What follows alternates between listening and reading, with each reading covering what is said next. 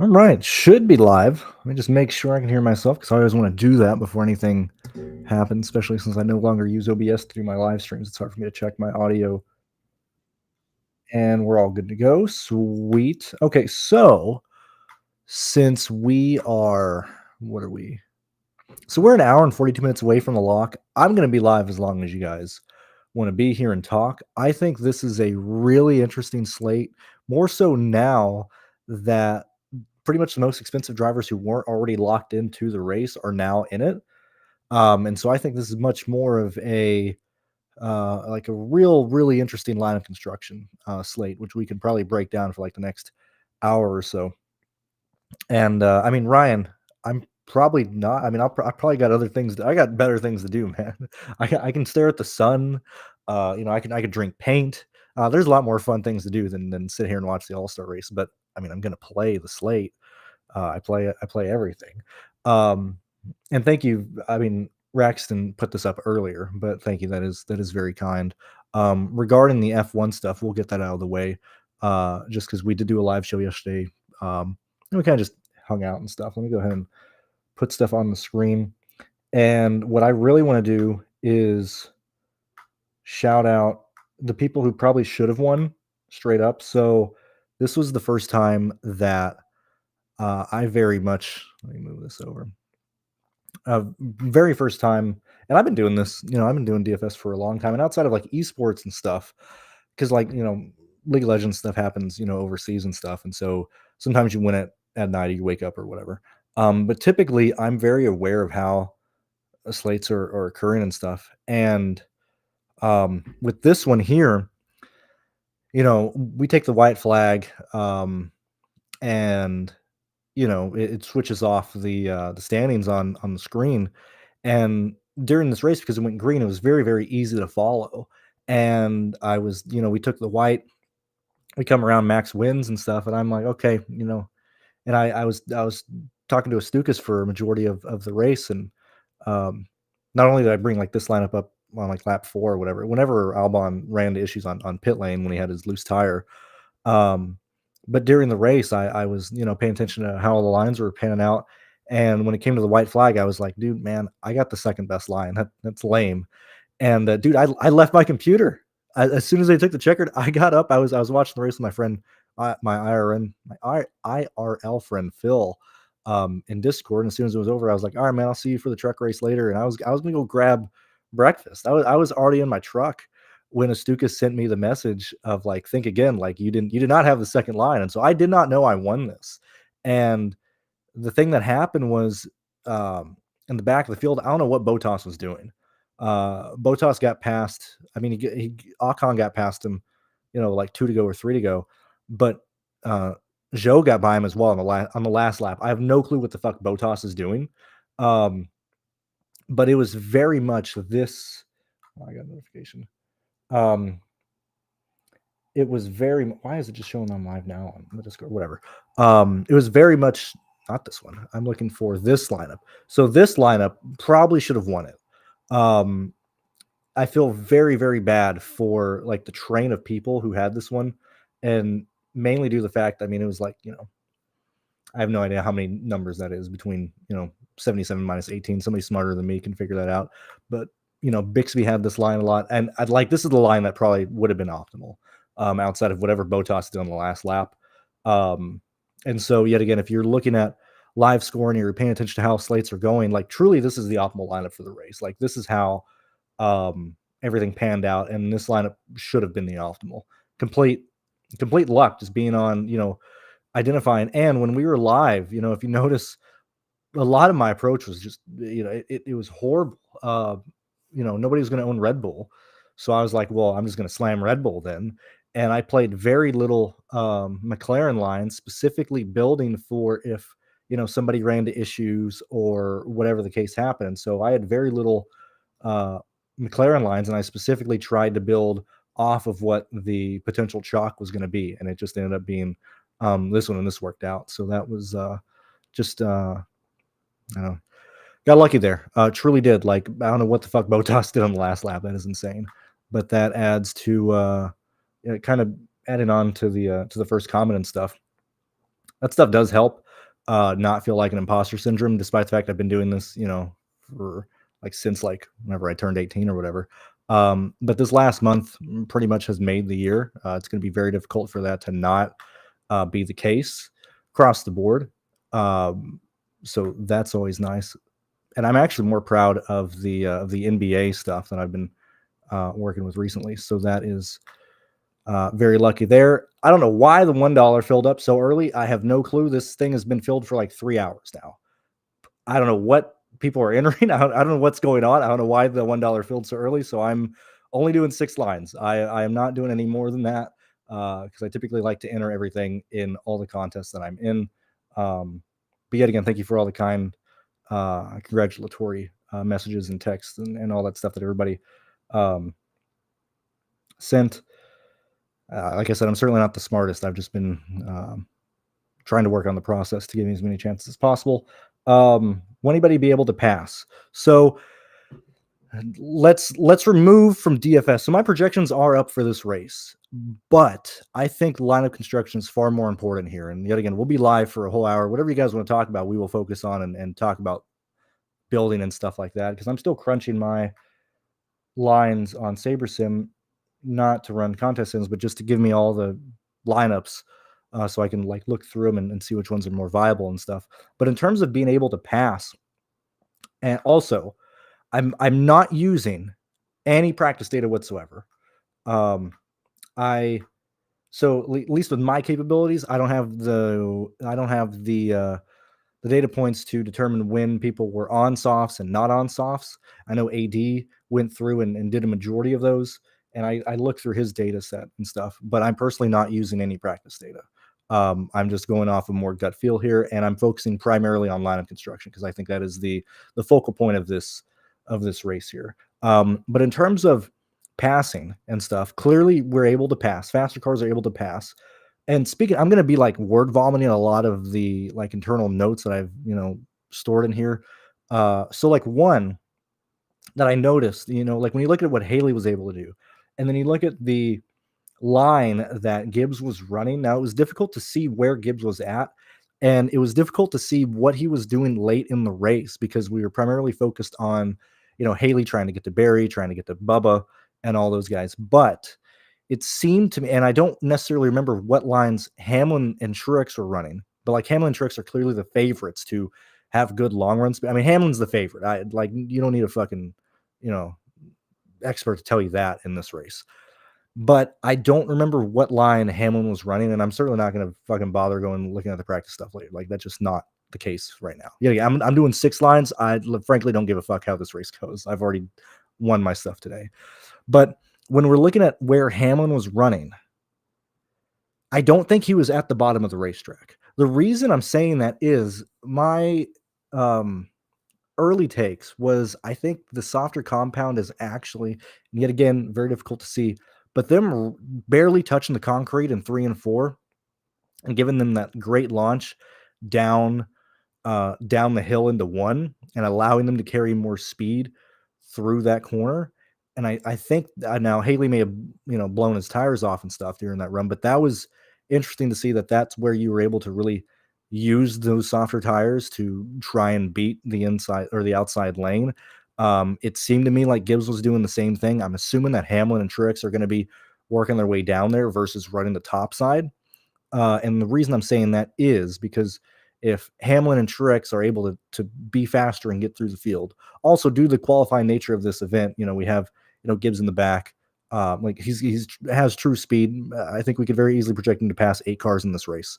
But when you look at like Hamlin starting 11th, starting the inside lane, and the ability that I think the Toyotas have over the rest of the field in this event.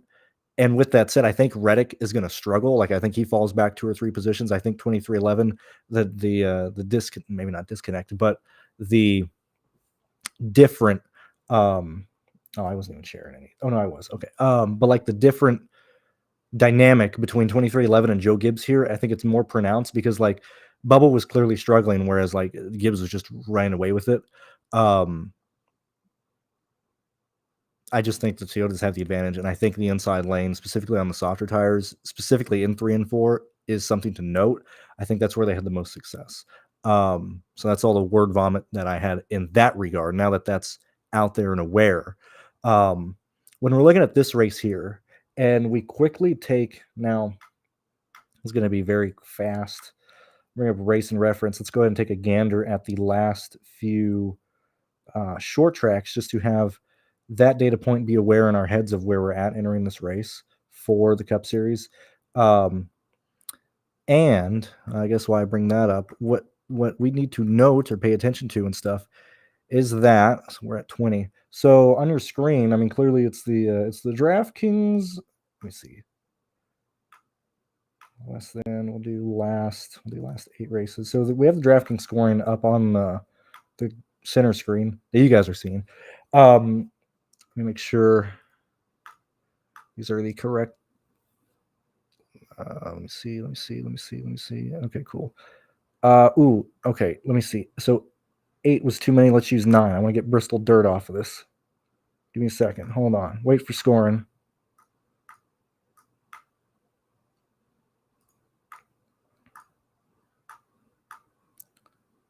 All right, cool. All right, so I mean, this is not including, so if you were using a data point that counted more tracks, I would include Gateway and I'd include New Hampshire, but this is just so we can very easily see tracks being used in this is Martinsville, Richmond, and Bristol, which, yeah, dude, I'm still iffy on Bristol, but I'm open to it more now that we're seeing more next gen cars run on it. I'm slightly more open to Bristol being okay in this data set, but these are the tracks we're looking at, so we can just get a very clear picture of kind of where everybody's at here.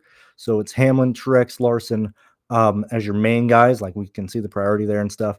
Buescher and Logano, interesting to see, specifically between Logano and Keselowski starting up front. But I mean, frankly, everybody in this All-Star race is pretty much on the screen for this. So we at least know like this information entering this race, or at least now you are aware of kind of where everybody's falling in line at in terms of just kind of where they're ranking and stuff, specifically when you're looking at where they're at in top 5 and top 10 based on speed, just so you're aware of this as we enter this race. And so when we start looking at projections and guys that we want to focus on, so it's clearly the Toyota drivers. Now, the thing that is interesting that we have to look at is the fact that, you know, my theory is like Suarez, AJ, where we at? I talked about this yesterday, but still Suarez, AJ, possibly Stenhouse. You can throw possibly Ross in there, possibly Logano or Keselowski, depending on how far they fall down. But I don't think we have anybody score under. Hold on. You to open this sheet on the side. I forgot to do that.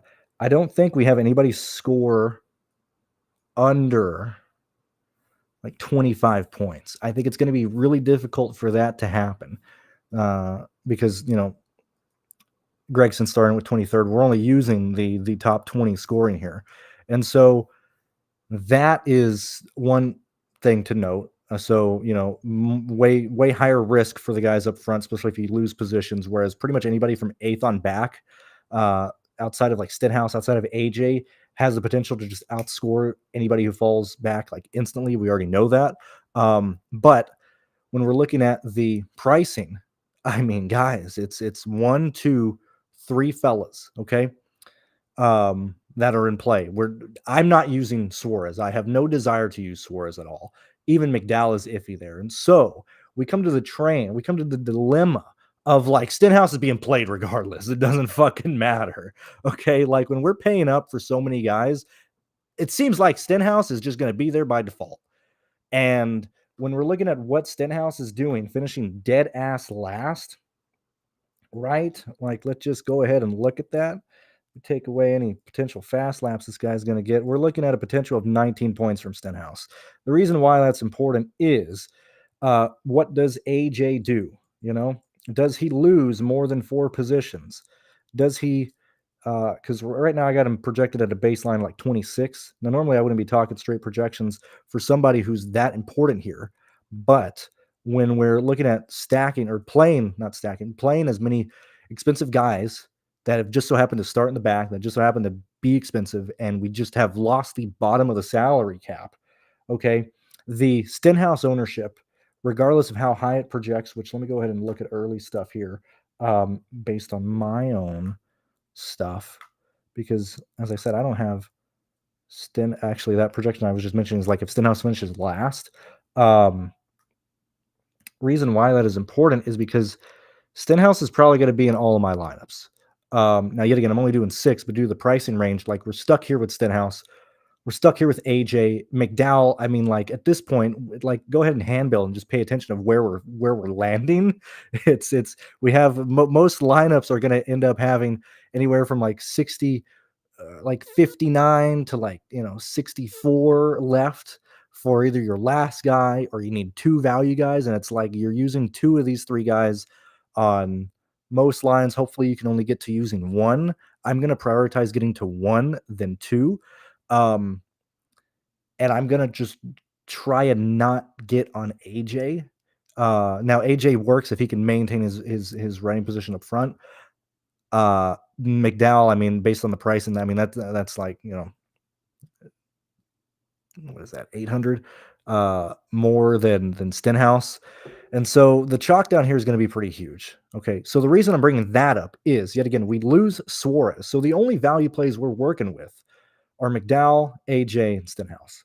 I know I've repeated that like several times, but like that you have to be aware of that because that truly makes it to where we're building with about 4 true guys. Okay, we're gonna have true big chalk on probably 2 of the value range, and so I'm not doing this on screen because I need to build and talk out loud as I look through stuff. For a majority of these lineups, if you're playing the big kahunas who are projected to actually score something, um, we are looking, assuming we got to play Stenhouse, we're looking like, where are we at? We're looking like we can only prioritize Hamlin, Larson. And what I mean by prioritize is like if you build like Hamlin, Byron, Truex, Gibbs, you don't have enough salary to get anybody else. If you're using Stenhouse, like you're just stuck there. So like that's an impossible lineup to build and stuff. And so when we're paying up, I think ownership is going to be funneled towards. And yet again, this is just me speaking out loud. I'm not using anything to project ownership, but I think ownership is going to be funneled to Hamlin. I think it's going to be funneled to possibly one of these 2. Clearly, uh, Truex. I think Gibbs is a must play straight up. I think most lineups are going to be built with Gibbs and Stenhouse. We know the speed that Gibbs has. We have to use Stenhouse by default. Okay, so we're building with 4 guys, and for the most part, that lineup. I can actually just show that at least on the screen as I can do a visual aid. Where we at, Gibbs? Like that's 88. Okay, so we're using 88 for our remaining 4 drivers. Okay, so the fork in the road here is it's no longer like projections don't matter. The reason why I changed the bio on Twitter is because I have used it a lot, but it's like that's practically my saying now. It's like so important, doesn't matter. Projections don't matter at this point. In terms of what is this? So this is the 15. We got nearly 18,000 lineups to compete with. We got to get different here.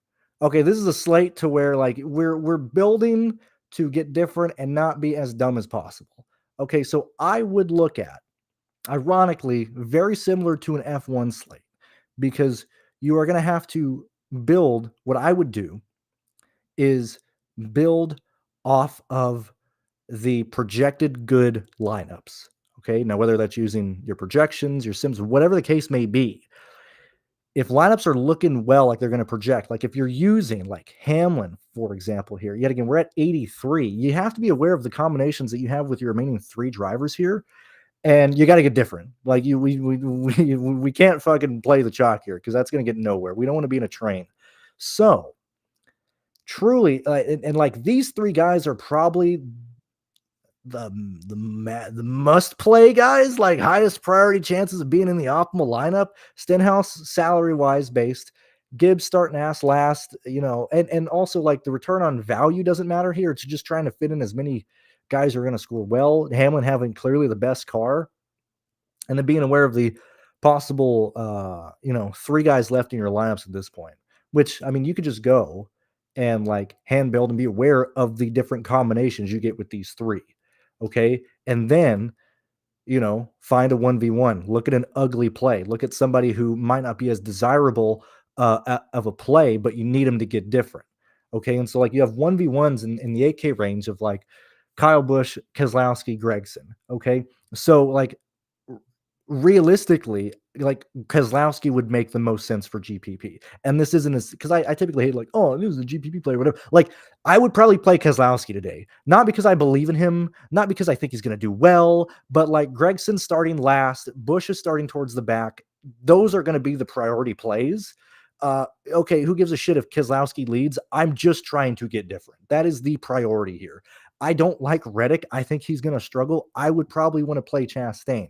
Now, yet again, when we're at like 83 and we start looking at combinations for this range, and yet again, if I'm making any sense or nonsense, or if you guys have any comments or questions, yet again, we are an hour and 20 minutes away. I don't mind being live for like another 45. We got questions. This is the type of conversations I like to have, especially lineup construction, game theory, things of that nature. I enjoy a lot more than what's your core, what's your cash play. Like, this is like knee deep. Let's identify all the good plays and do none of that shit. Like, that's what I live for. So like, if we're in a situation like this and I'm like, well, I want to play Keselowski and get different. Well, we're still kind of in a bubble because like I don't want to play Suarez, right? He's starting fourth. Real chance this guy just sucks and he scores poorly compared to everybody else. And if you get to him, well then like, okay, you got 10-1 left, and then you're just like doing a 1v1 of like, do you do Byron, Blaney, Elliott? Like, okay, so like that necessarily doesn't work because yet again, then we're falling down the same lines of potential trains or potential duplicated lineups. Okay. And I just don't think Suarez is a good play. So then you pivot down because you're like, well, we need somebody who's not Suarez. Then we go to McDowell. And then you're like in the same thing. So now that I've said like, man, Stenhouse, like Gibbs, like these guys. So this is where you're like, okay, well, I think you got to not play Hamlin. I think that's where you start getting different because it's very unlikely, like I said, that Stenhouse and Gibbs aren't fighting to be optimal unless they get crashed, like whatever that can happen to. But realistically, you probably don't want to play Hamlin. Like, dude, we're playing daily fantasy sports, okay? This isn't about who's going to be good in IRL. This isn't about like we're trying to win money and we're trying to be unique. So like sometimes you just got to fucking stack against the chalk pitcher. Like like that this is the situation. So what I'm most likely going to do, yet again, I'm doing 6 lines. What else am I going to do with that? Like money. Like what the fuck am I going to do with that? So like I'm probably not going to play Hamlin tonight and hope he runs into issues and just go that direction. That is probably my conclusion and what I've been thinking of when we got the final starting grid, when we looked at where everything was in salary. I think for your highest potential upside, I think you fade Hamlin, okay, and just accept the fact that if he does well, we're not going to fucking cash. That's fine. We're finishing dead last in the contest, which is okay. That like, hello, we're trying to finish first. Okay. It's not about, well, I can cash consistently in these contests like that. That's not if you're playing GPPs, that is not the approach you want. Okay. When you look at the DraftKings contest and look at the very top, actually, I don't know what side I'm on. You look at the very far left and you see the part that pays out. Okay. And then you see the rest of the contest that doesn't pay out. So like this is like first top 1%, 2%, which even then you're still, depending on what you're entering, you're still losing money in the long run. But if this is the payout or if this is the payout situation, if you're having lineups that finish here to like the 60th percent of that contest, you're playing shit wrong. Okay. We're trying to finish either we want to be dead last or up front. So like today, you just don't play Hamlin. That is my conclusion. That is where I'm at. I've spoken through why I'm thinking that. And that's where I'm at. So let me go ahead and check chat, and then we'll move on with whatever you guys want to talk about. But that is my approach that I would probably take in this slate. Trying to prioritize finishing first or trying to not land on a fucking huge chalk train because boy, we're gonna have chalk trains tonight.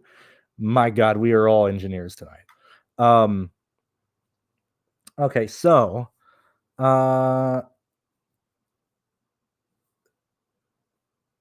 thank you, Mr. Hill. That is a very, very kind thing for you to say, and I'm glad that you have learned stuff over the years. As I hope I have been able to make that a possibility for many people. Let's see. Put in the fifth. How would you start your hand build? That's the only way I build. I hand build everything. I mean, I use my projections, but I hand build. I basically talk through everything. Let's see. Yeah. So we're gonna have to play Stenhouse, which at least Jason's on that as well. Yeah. Thank you, Raxton. Which it's not even a call on Sergeant. It's just you have to play that way in F1. Like you play the cheapest guy, or you play Botas. Like straight up. Like what was Botas doing?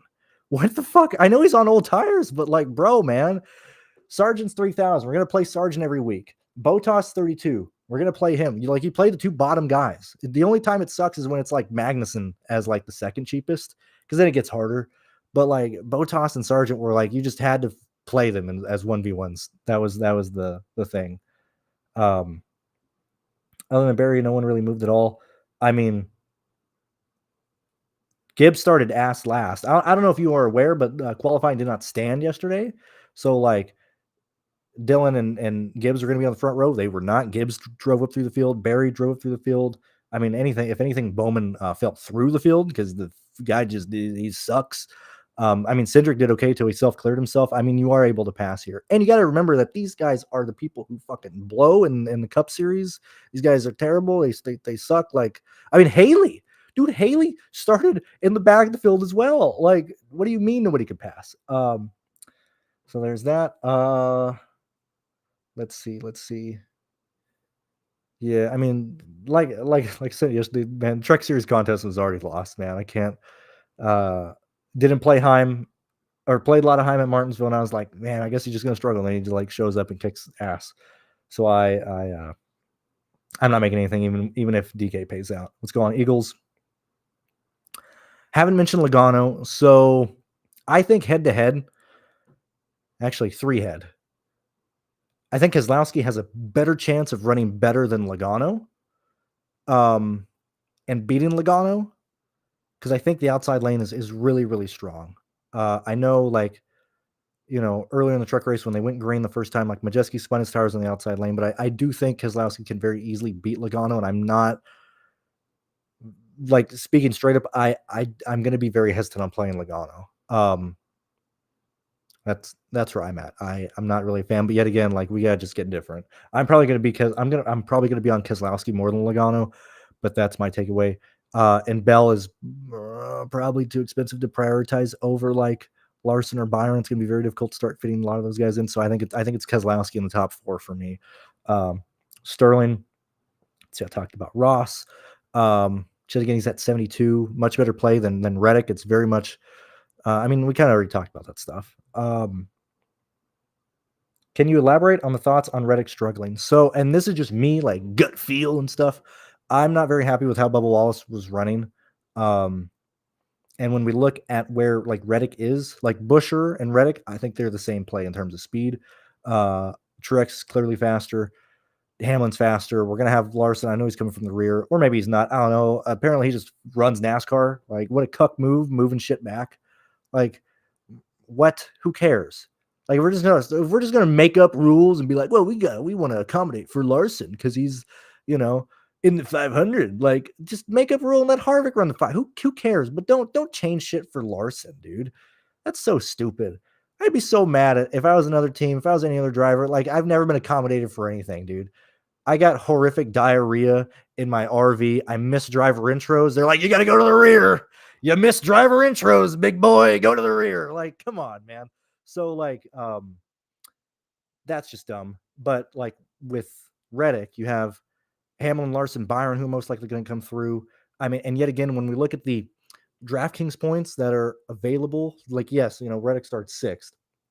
But if Reddick, like, just falls back to 10th, anybody from the 20s or anybody from the second half of the field, if they make their way into like 9th, 8th, they're already outscoring Reddick. Like, This is an F1 race. I know it's 20 cars. I haven't even used that analogy yet, but it's practically that.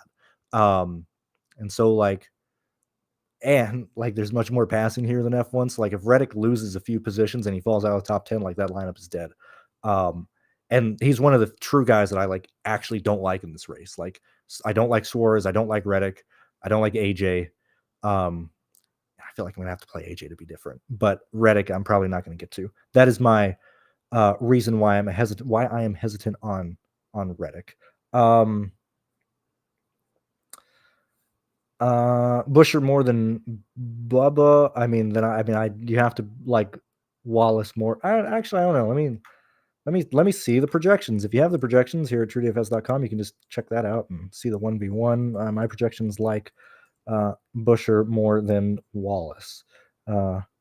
Speaking out loud, I think Busher has a much higher chance of staying up front, and I don't know if Bubba Wallace works his way into the top 13. Everything I just stated for Reddick, I believe, is applicable to Bubba Wallace. Let's see.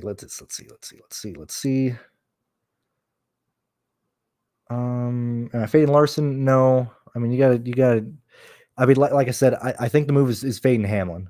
You just go against the grain, go against the chalk, try and get different. That is what we're trying to do here at GPPs or here in these contests. And understand, entering, if you do that, you're probably going to lose straight up. I don't think Hamlin runs into issues. I don't think he. I think he can finish top 3 straight up. Let's just hope he runs into an issue and has a flat tire or some shit like that.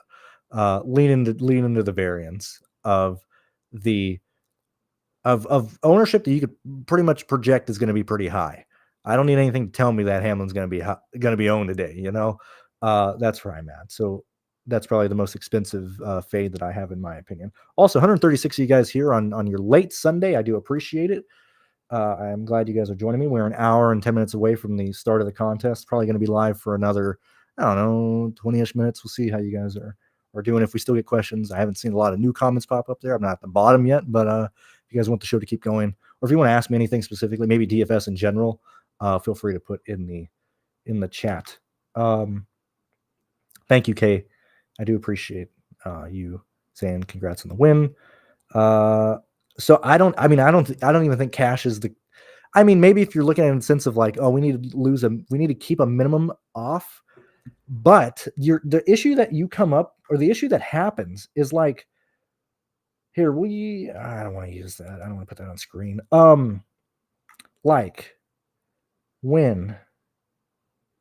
When you here, hold on. So when we're looking at the potentially highest scoring lineups, which being aware that paying up for a lot of people and paying at Stenhouse, and we're going to be close to anywhere from 49-1 to 50K and stuff. So a lot of good lines are going to be spinning close. So I guess, you could leave money on the table, but I think explaining why you leave money on the table versus just saying leave money on the table, at least for me, makes more sense to say. But there's still a lot of good lines that are going to be played due to the fact that we're using so many expensive guys up top and we have so many few guys in the cheap ranges.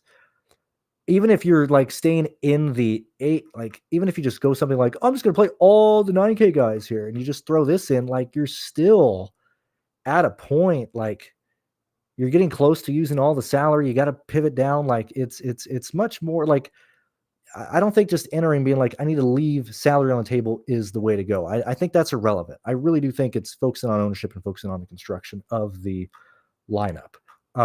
Which thank God this is the slate to come off a win on that more people might be listening to. It's way easier to explain stuff like that on a race that has 20 cars than one that has fucking 36. And I'm saying, we got to play Derek Cope in the Daytona 500. That's where we're at. Thank you, Scott. I'm glad you enjoy the content. Byron Blaney, I've no real opinion. I think Byron straight up has a better car.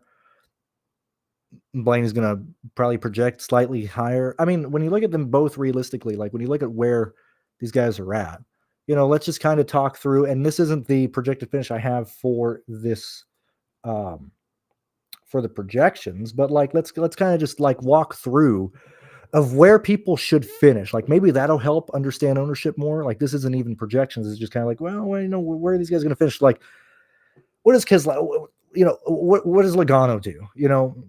I don't want to just be like, oh, he falls out of the top 8 because like that doesn't help anything. But like he leads 20, 22 laps, whatever, gets passed. He's able to maintain up front. They pit, they don't lose a ton of positions, et cetera, and then like he finishes like, what the heck? I'm on the wrong page. And this guy finishes like 6th or 7th for the day, right? And then you have Keselowski, who has been showing more speed. RFK is improving. Maybe he leads early, but he's able to maintain a rank position in the top 5 all day. And then you have like Keselowski like finished 4th or something. And then you have like Bell, who good pit crew, number 1 pit stall, going to be huge, going to keep him up front. But like maybe he's not the fastest car. Maybe he doesn't lead, or maybe he's not able to run away from the field. And he Bell like finishes 6th or something. And then you have Suarez, who like I don't think he's gonna have a ton of speed and stuff. And so like Suarez falls, finishes like 11th or something. Okay, so we have like Buescher, RFK car, has shown speed at these tracks. Same thing I just said for like Keselowski. So we'll project him for like 4th. Okay, we get to Reddick. I think he falls back a little. Not back. We'll give him like 9th or whatever. Chastain, maybe struggles a little bit, stays kind of where he's at, anywhere from like 11th to like 8th, or just like speaking out loud. Like this isn't, I'm not even making, I'm just like walking through like what we could probably think of people. And we have like Truex, who's going to have speed. McDowell, I don't know, he just stays around middle all day, AJ, maybe faster than other people, slower than others. I don't know, like 13th. Excuse me. Hamlin, clearly fastest car. Give him like 3rd. Larson, white power Larson, coming off making the 500. Big dick energy. NASCAR, leaving the red carpet open so we can go race and stuff. Finished like 5th. Byron, gonna try and follow Larson, maybe not as fast. Finished like 8th. We have Busch go through the field, finishes 9th. Elliott 10th. And like I said, I didn't use this I'm just speaking out loud, like where we might be at. Stenhouse, 15th. Blaney moves up, passes a lot of cars, passes 8 cars. Blaney goes from 17th to 9th. Calls it a day. Ty Gibbs, clearly a good car, passes 10 guys, finishes 8th. Bubba Wallace struggles in traffic a little bit, finishes 13th. Noah Gragson starts last, can't really lose anything. Maybe people run into issues, but maybe we saw how slow he was in the open, So Gragson finished like 15th. Just based off of this, speaking out loud, talking about where these guys are at, not even looking at like data points or bullshit or like whatever. We're just talking of where these guys should finish. We understand where the chalk would be, right? I don't even remember the question I was bringing this point up to. Hold on, I gotta refer back to this. It was Byron and Blaney. So like, technically Blaney would probably be outscoring Byron here. But like, if you think Byron moves up more, if you think Blaney struggles more, like that's where I don't know. Saying I don't think this rocket science like comes across like insulting. I don't mean it to be that way, but like that's where it comes through. It's not about projections. That shit is so important.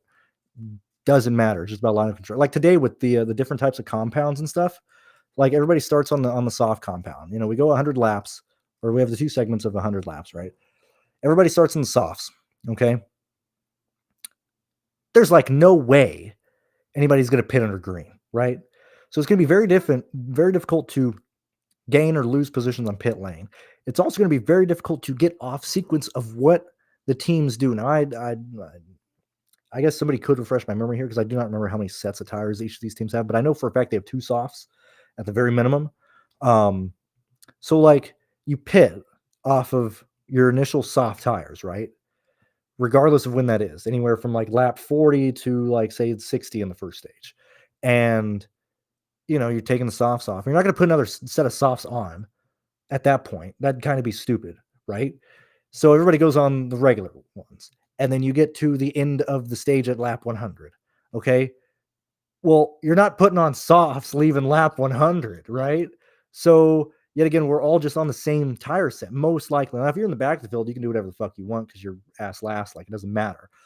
But up front, like, you're not going to have, it's going to be very rare for the scenarios to line up to where guys up front are going to be on starting on drastically different tire sets. That's the issue that comes from mandating that they all start on one set. The whole point of multiple sets should be let them start on whatever they want. Okay. So then, like in stage 2, like you're not going to throw softs. I mean, maybe you do it like if we get a yellow from like yet again lap 40 to 60. Well, at 60 you would throw the softs on, but say you get a yellow in like the second stage lap like 35 or 135 rather 140 whatever. Also, wow, like never mind. I was gonna rant about the NASCAR website. So like you wouldn't want to take tires with like 75 to go in the race. So like you're probably just gonna stay out. Okay, we get a yellow with like 30 to go. Well, of course you're gonna go down and pit for the reds. So like the tires are such an important aspect of this race. They don't matter at all. Like it doesn't matter. It doesn't factor in. At least I don't think it should. Just speaking out loud, that's where I'm at. I don't think we see guys on two drastically different tire sets. Like I just think the field kind of just stays together. Like especially when you look at how bad Austin Dillon was the highest running guy in the Open who was still on old tires and everybody else is on softs. I think that just shows you that, like, yeah, dude, don't be on hards, late in the race. Pit for the softs. So everybody's doing the same thing. And you can't take. Also, they're in a pickle since you can't. I mean, you wouldn't want this anyway. You wouldn't want the two compounds on either side of the car for like other factors, but the fact that you are mandated to take the 4 tires, it's not like you can be like, oh man, we're gonna hose these guys. We're gonna take 2 tires of like softs. Like because like you can't. Like if you're on hards and you pit, like you're pitting for 4 soft tires. Like so like you lose that aspect as well. So I think the tires are like so important, they're not important. They're not even in play. It doesn't you don't even worry about that. Don't even worry about it at all. What else? Thank you, Pope. I appreciate it. Gibbs or Bubba as more owned in GPPs, it's going to be Gibbs. Is the world where you take 0? No, that would be. I mean, I would have to run stuff. Like it's not even that you would want to play Hill. Okay, so let me do that really fast. That's a good question. What a good question. I like questions like that. Let's find that out together. Okay, so I cannot show this on the screen because it's using my stuff, but that is a good question. So what I'm going to do for that, because I use SaberSim and I explained, this in the F1 show, but mainly what I use SaberSim for like various reasons.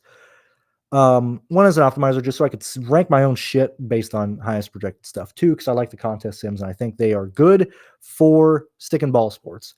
I still think they have a lot to be desired for motorsports, and that's specifically because, and I could be wrong here, but I know for a fact other sites are built like this. They are not built from the ground up for motorsports. They are built off of other sports. So, like that doesn't make sense. Why would I want to do? Why would I want to do that? So I think that's where the issues come from. But SaberSim is great if I want to just have all my lines that I could potentially make. So I could very easily sort through them and look. So what I'm going to do is I'm going to go ahead and put my stuff back into SaberSim, and then I'm going to go ahead and force. I don't even know if it's going to do this. Luckily, he's questionable, so it's not going to be like you can't play him. What the fuck? Where is Hill at? So I'm going to project Timmy Hill for 10 points. I'm going to lock him in, and I'm just going to be aware that any potential lineup that is made, I need to subtract 10 points from it. So I'm going to lock him in. I'm just going to build these lineups. And the reason we're doing this is to answer that question, is playing Timmy Hill at min salary viable? Which is, like I said, I think that's a really good question that I had not even considered doing. So we're going to go ahead and do that. So while that runs, we'll check in. Luck, I'm pretty sure it's going to let me. Yeah, it's going to let me build. Yeah, okay, cool.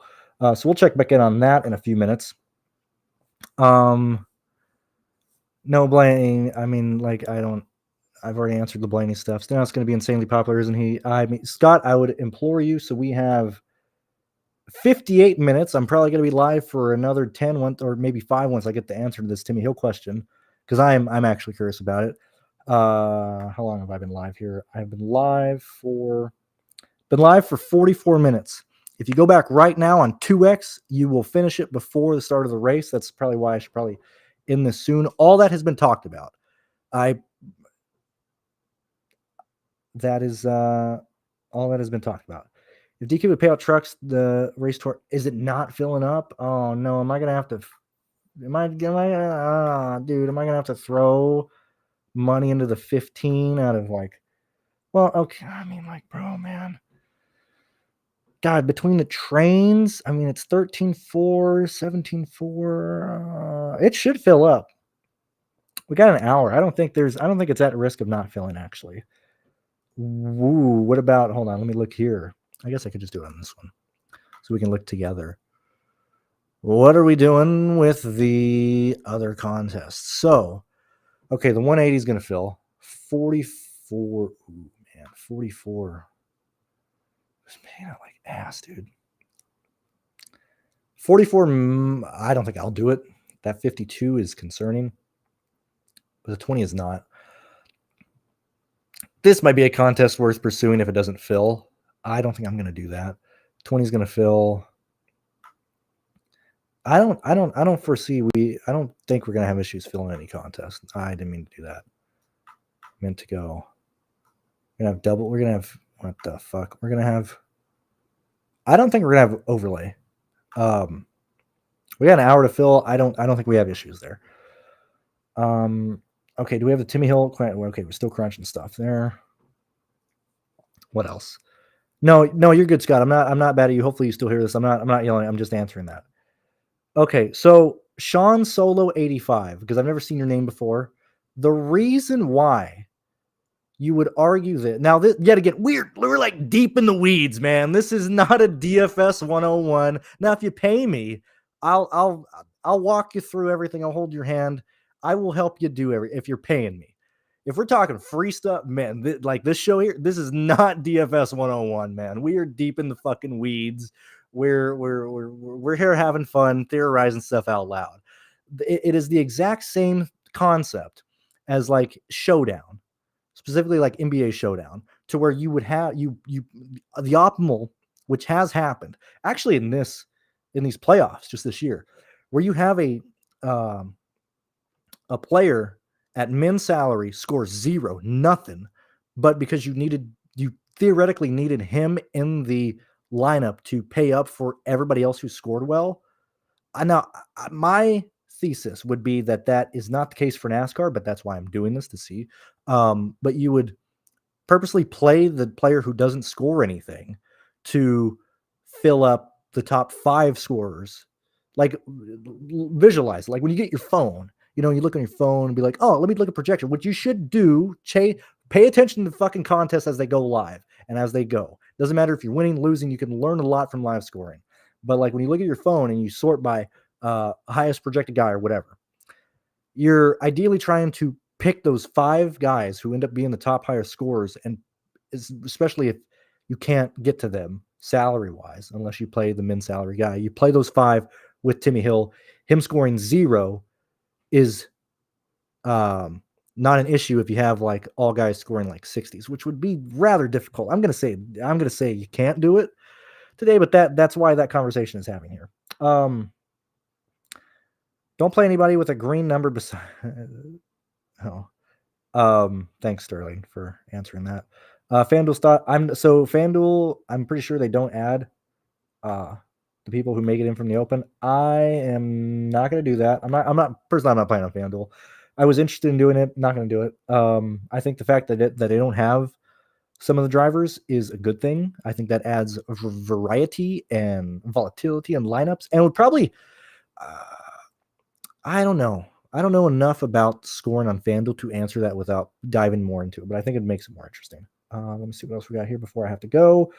Worried about the right front on Greg. I mean, I don't think you should play Gregson, like straight up speaking. I think he's a terrible play. Like, that's where I'm at. I think you play Gibbs.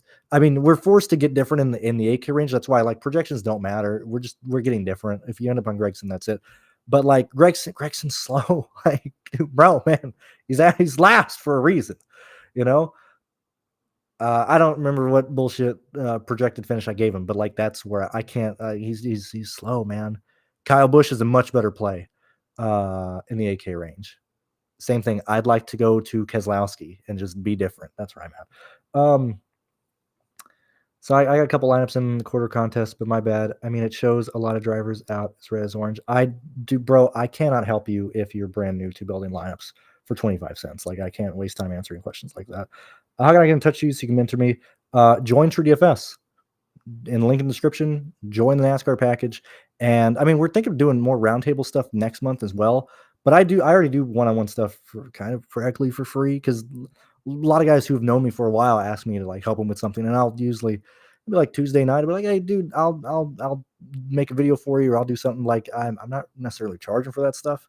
I don't think we will, but certainly a way to do that would be to join TrueDFS. Sean, are you okay? Yeah, like, Sean, brother, man, I'm so sorry that you're just getting roasted here, but like, what a beginner DFS question. I'm so sorry, brother. Okay, so to answer, okay, let's just cancel these lineups. Let's just run what I have here. I don't need to build the fucking 5,000.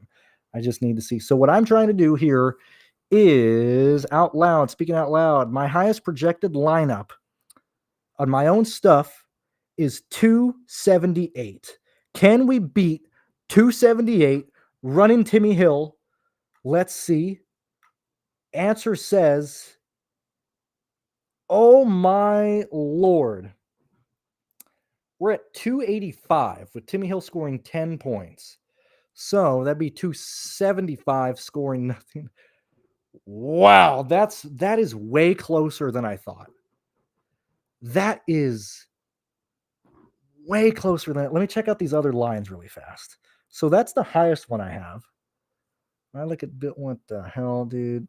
Let me take this off the screen. Hold on.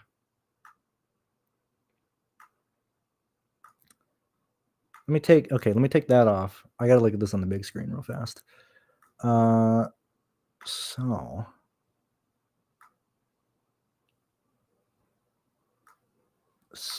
let me look. No, what the heck? Yeah, no, okay. So it's actually,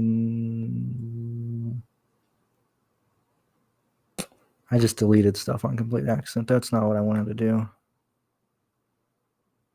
That's not what I want to do at all. Oh man, don't tell me I just screwed all this stuff here.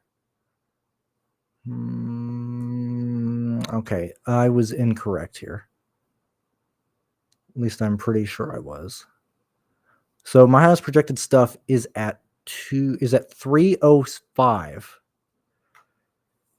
Timmy Hill's at 285, 280, 278, 277. So we're looking at like 260, 308, 300, 296. I don't think it's viable. I think I got overexcited because I had sorted by the wrong thing. I don't think playing Timmy Hill would be viable. If it was within like 5 points, then you can start looking at it. I think the gap is too big. I do think realistically you might be able to cash. Project, at least just speaking out loud, I think you would probably, oh man, if you played the 5 highest guys with Hill, you might be 15 to like 22 off the highest scoring line. Which that might not be the cash line with everybody scoring over. I would not play min salary. We'll just answer that way. So that is not viable in my opinion. What else? I mean, I believe that's it. So I do apologize if Andrew was like, that's shocking. Yeah, that's actually just shocking to me because I don't know how to fucking sort shit like by projected score. But that is interesting. That I like looking at that type of stuff. I love doing that. Like Showdown NBA, dude. I always have like 3 lines that just have a fucking 0 in there on purpose. I mean, I think that's it. I think we about covered everything. We currently still have 120 guys here, so I'm very thankful you guys are just here hanging out, watching. I'm going to go ahead and let you guys go so you can build the rest of your lines and stuff. If you do want to talk to me, I mean, I am on Twitter. You can DM me. I'm not sure how quickly I can answer. And if it's like truly going like deep in the weeds and I don't recognize your name, like a lot of OGs from my Patreon stuff who may not even still be with TrueDFS right now, like I'll answer them just because they always supported me and stuff. But if you want to really pick my noggin, which I share a lot of stuff in these videos, but you can do that more through the Discord in TrueDFS. You just got to be in the premium channels, and you can get that by going to either. Well, let's sell some stuff really fast, eh? Let's go back up on the screen. And actually, I need this to be in incognito so I can view. So, hey, maybe you wanna try. That's not what I was wanting to do. Yikes, brother! Yikes! Yikes! Yikes! Here, let's click here. So, like, here you go. Also, I mean, we do have a separate NASCAR package, but like, if you guys are interested in joining us, also if you're interested in SaberSim, like, we do have a partnership with SaberSim. So these, first off, SaberSim doesn't even offer this starter kit anymore. Like, this is exclusive to us. If you've never used SaberSim, which there's a reason they are the number one tool in the DFS industry. Like, I mean, this is a great deal. But with all of these, you get our stuff as well. So like Sheets of stuff, Bobby stuff, my stuff. If you want SaberSim, if you want the Sims, you get it for 300, which is the exact same as on SaberSim site, but you also get our stuff as well. So like if you already have SaberSim, maybe you want our stuff and want to save some money there, you can get it through us. Or if you're interested in the yearly rates, I mean, like it's very difficult to beat these prices if you are a true DFS degenerate and you play yearly and stuff. Like it's very difficult to beat these prices there. Oh no, I wasn't even sharing. My bad. Hold on, let me do this again real fast. Where we're at here, I gotta go exclusive SaberSim package through us. Save money through us with SaberSims on its own is 300. You get SaberSim and our projections here for 300. If you want to save money on a yearly package, I mean, you can't really argue with these prices here. So now I got the selling out of the way. Let me check anything else. But yeah, best of luck, Eagles. Good luck, Dave. Are you playing basketball tonight? I'm not playing basketball tonight, and I'm not playing basketball for the rest of the playoffs. I have no desire to. That's where I'm at there. I don't even know who's playing. I know Brunson like broke his hand or some shit. I'm not playing it tonight. Maybe if I get bored on like Tuesday or something, maybe I'll be on a show with Bobby and Sheets this week. We'll see how it goes. But at the moment, I have no expectations to play NBA for the rest of the season. And I'm also going to be out of town, not next week, but the week of Gateway. I'm going to DreamHack Dallas, so I'll be in Dallas that weekend. Projections will still go up, but I'm kind of just getting ready for my like birthday and my vacation because my birthday is on the 29th of May, which is in 10 days. So I'm just kind of just getting to that part of May. Thoughts on Busher? I don't hate him.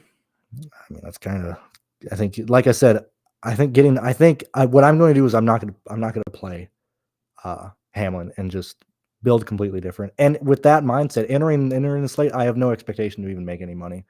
But I want to prioritize getting different. I think there's going to be a massive amount of trains, and I think getting different and focusing on that is the priority.